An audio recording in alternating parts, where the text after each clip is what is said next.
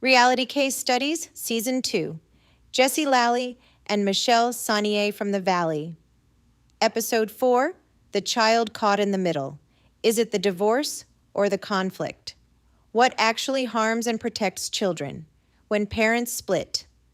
I want to begin today with the single most important sentence I can offer any parent who is divorcing, separating, or co-parenting, because it is backed by decades of research and it will reframe everything else we talk about. Here it is. It is not the divorce itself that harms children. It is the conflict around it. Sit with that for a moment, because it holds both a warning and an enormous hopeful gift. The warning is that ongoing conflict between parents is one of the most reliable predictors of a child struggling. But the gift, the part I want you to hold on to through this entire episode, is this. Conflict is the one variable parents actually have power over. You may not have been able to save the marriage. You cannot control your former partner. But the level of conflict a child is exposed to is something you can influence every single day. And that means you have far more power to protect your child than you may have believed. Today, we're going to talk about how. Welcome back to the Path to Peace Therapy podcast. If you're new here, my name is Stephanie Buckley. I'm an AMFT, a parenting strategist and family systems coach who specializes in ADHD and OCD, executive functioning challenges, emotional regulation, and the patterns that keep families stuck in the same arguments on repeat. I'm also a mom to a thriving 23-year-old neurodivergent son with ADHD and OCD, and I've been married for over 3 decades. I created this podcast because I remember how confusing parenting felt when my son was younger. I remember watching behaviors that didn't make sense and wondering whether what I was seeing was attitude, laziness, defiance, or something else entirely. What I eventually learned, both through my professional work and my own kitchen table experience, is that many behaviors we interpret as intentional are actually rooted in how the brain processes stress, frustration, and executive functioning demands. This podcast exists to translate what is happening neurologically, psychologically, and relationally so that you can move from constant conflict to collaboration.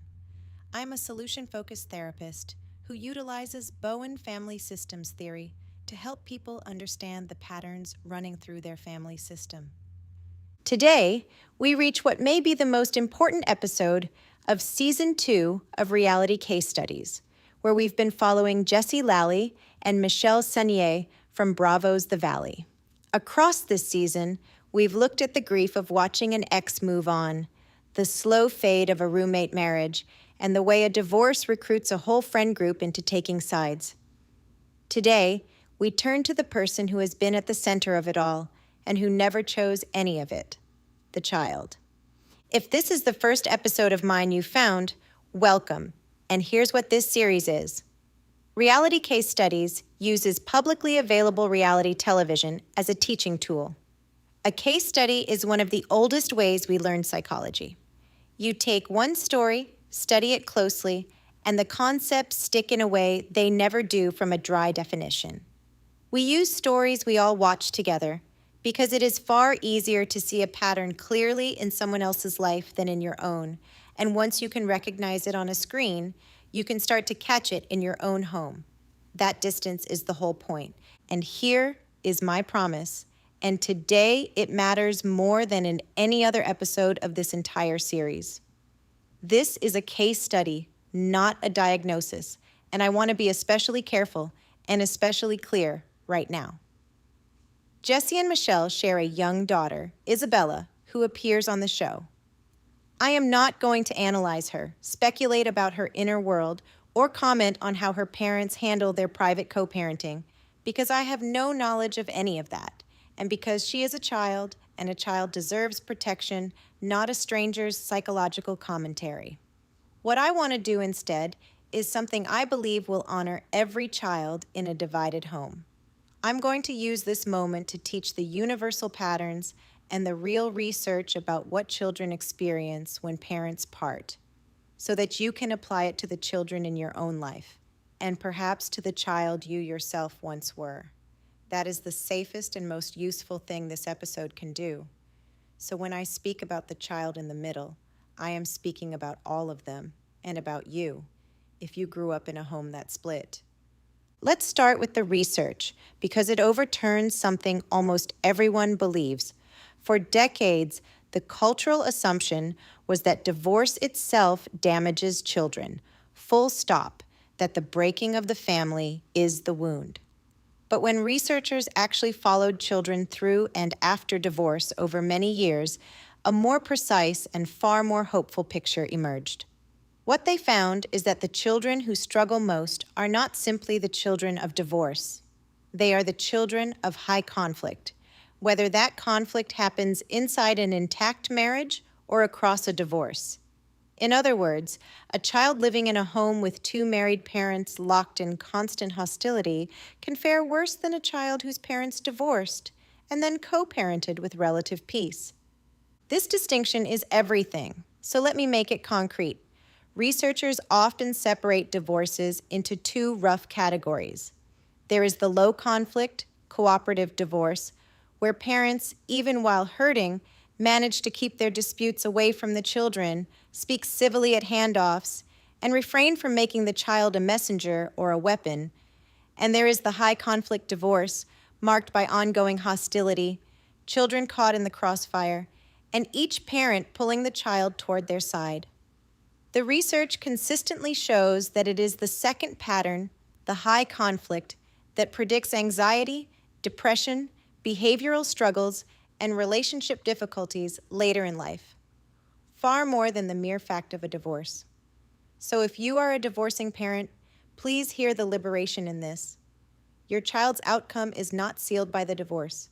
It is shaped, powerfully, by how the two of you conduct yourselves around them from here forward. To understand why conflict is so much more corrosive than divorce itself, we have to understand how a child experiences conflict, and the answer lives in the nervous system. Young children do not process their parents' conflict primarily through logic or words. They process it through their bodies. A child's developing nervous system is exquisitely tuned to the emotional atmosphere of the home, because for a small child, the parent's stability is quite literally a survival matter.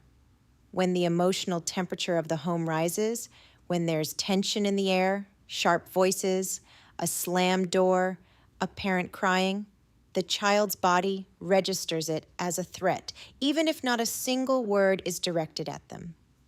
There's a concept I return to often on this show called co-regulation. Co-regulation is the process by which a child borrows a caregiver's calm to regulate their own nervous system, because a young child cannot yet regulate alone. When the adults around a child are calm and steady, the child's nervous system settles by syncing with theirs. But the reverse is also true, and this is the hard part. When the adults are dysregulated, anxious, angry, or frightened, the child absorbs that too, and their nervous system climbs into alarm right alongside the grown-ups. A child in a high-conflict home is essentially marinating in a chronically activated stress state.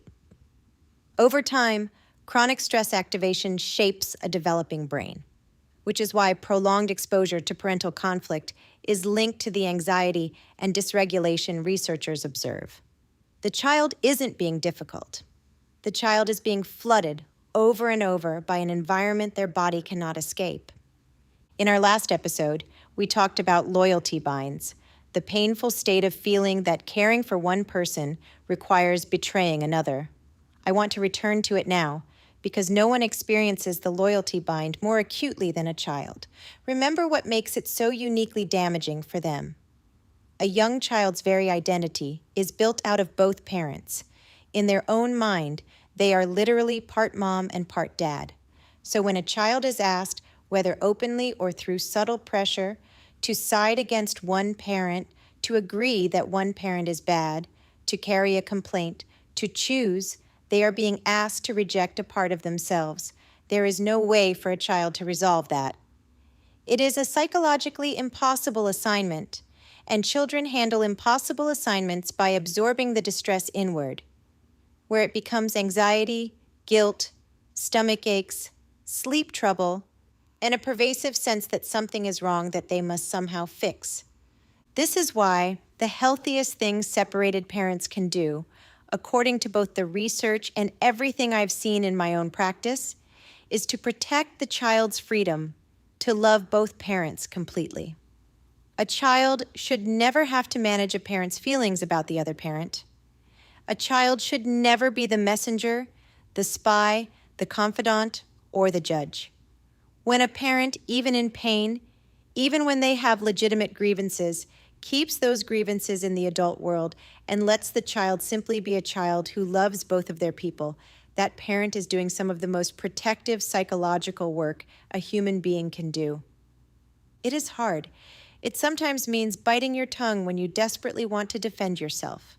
But that restraint is a gift to a nervous system that will be building relationships for the next 80 years. So we've named what harms. Now let's talk about what protects, because this is the part every parent deserves to walk away with. The research on children who move through divorce and come out resilient points to a handful of protective factors, and the encouraging news is that they are largely within a parent's reach. The first and most powerful is low conflict between the parents, or at minimum, conflict kept entirely out of the child's sight and hearing. If parents must fight, and sometimes they must, doing it away from the child greatly softens the impact. The second protective factor is at least one stable, regulated, emotionally available adult. Research on childhood resilience keeps returning to this finding. A child does not need a perfect family to thrive. A child needs at least one person who is a steady, safe, attuned presence. One nervous system they can reliably borrow calm from. If you can be that one steady adult, you are giving your child the single most protective relationship the resilience research has ever identified. The third factor is routine and predictability, because for a nervous system that has just watched its world reorganize, knowing what happens next, which house, which days, what the morning looks like, restores a sense of safety. And the fourth is permission, spoken and shown, to love the other parent freely, which is simply the opposite of the loyalty bind. Notice something about that list. Not one of those protective factors requires the other parent's cooperation. You cannot control whether your co-parent stays calm, keeps conflict away, or grants the child permission to love you. But you can do all of those things yourself, unilaterally, starting today. And research suggests that even one parent providing that steadiness makes a measurable difference. So if you are co-parenting with someone who will not meet you in the low conflict space, please do not conclude that all is lost. Your steadiness alone is protective. One safe harbor is enough to change a child's trajectory. Before we bring it home, I want to name something gently about the fact that this particular family's story has unfolded on television. Any child whose parents' separation plays out in public carries an added layer that most children of divorce do not, a permanence and a visibility to it.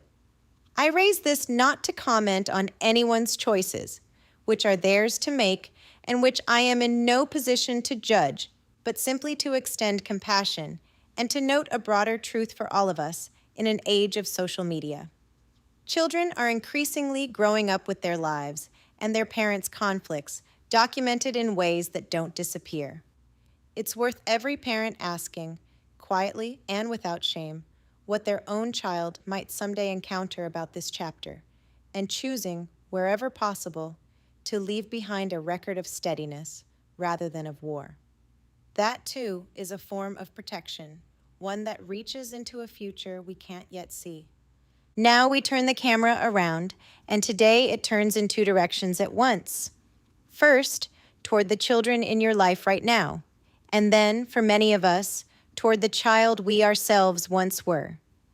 If you are parenting or co-parenting, sit honestly with these questions, without shame, because shame helps no child. What is the emotional temperature of your child's world right now? When conflict happens, does it happen where they can see and hear it, or do you protect them from it? Have you ever, even in an unguarded, understandable human moment, placed your child in the middle, asked them to carry a message, vented to them about the other parent, or let them feel they had to choose? Most of us have, at least once. The point is never guilt. The point is awareness, because awareness is what lets us do it differently tomorrow. And can you be, today, that one steady, regulated adult, even if you're the only one? That single commitment may matter more than anything else you do. And now, for those who need it, the tender turn inward. Were you the child in the middle? Did you grow up managing a parent's emotions, carrying messages, feeling you had to choose, or absorbing a conflict that was never yours to hold? If so, I want you to hear this clearly. The anxiety, the hypervigilance, the guilt, the sense that you had to keep everyone okay, none of that was ever your job, and none of it was your fault. You were a child asked to hold something no child can hold. Understanding that now, with adult eyes, is not just insight. It is the beginning of setting it down and of making sure the pattern does not pass to the next generation through you.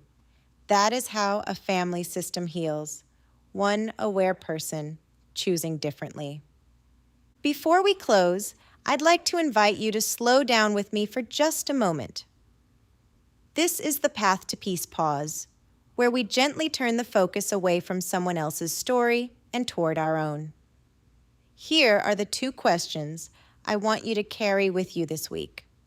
Question 1. Think about the children in your life, or the child you once were. What is, or was, the emotional temperature of that home, and whose steadiness did, or could, help a young nervous system feel safe inside it? Question 2. If you are navigating conflict with a co-parent or anyone else your child loves, what is one thing within your control, and yours alone, that you could do this week to lower the temperature and protect a child's freedom to love both people? Sit with those, and if you'd like to go deeper, I'd love to invite you to join me inside the Path to Peace Therapy Companion Journal over on Patreon and Substack. In this week's Companion Journal, we'll assess the emotional temperature of your child's world with a gentle, shame-free inventory, build a concrete conflict reduction plan you can carry out on your own, explore how to become the one steady, regulated adult, and, for those who were the child in the middle, work through a guided reflection on setting down what was never yours to carry. The public podcast introduces the psychology. The Companion Journal is where you begin applying it to your own life. You'll find the link in today's show notes. Think of reality case studies as the doorway. Once we've introduced a concept through a real-world example, you can continue learning by exploring the deeper episodes in my library of over 160 episodes, all linked below. And if you take one thing from today, let it be the sentence we started with. It is not the divorce that shapes a child's future. It is the conflict, and the conflict is the thing you have the power to change. That is not a burden. That is hope. Next time on Reality Case Studies Season 2, Reality Case Studies Season 2, Jessie Lally and Michelle Saniei from the Valley. Episode 5, Who Am I Now? Rebuilding Your Identity, Reclaiming Your Judgment, and Becoming Whole After a Marriage Ends. We turn toward healing and what comes after, how a person rebuilds a sense of self after a marriage ends, reclaims the identity that got lost, and learns to trust their own judgment again. We'll explore differentiation, self-concept, and the quiet, powerful work of becoming whole on the other side. One more time, because it matters. This episode is educational.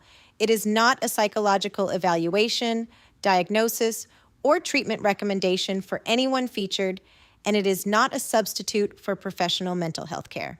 If today's themes are ones you're living, please reach out to a professional in your area. And if you are co-parenting through real conflict, please know that family therapists and co-parenting counselors exist for exactly this. And reaching out to one is a sign of strength, not failure. You can find every episode, the companion journals, and more at thepathtopecetherapy.com. And you can follow me on Instagram at thepathtopecetherapy and connect with me on LinkedIn and Pinterest. Take a deep breath, give yourself some grace, and remember, understanding the patterns is the first step. Practicing something healthier is what changes the story. You got this, and I've got you.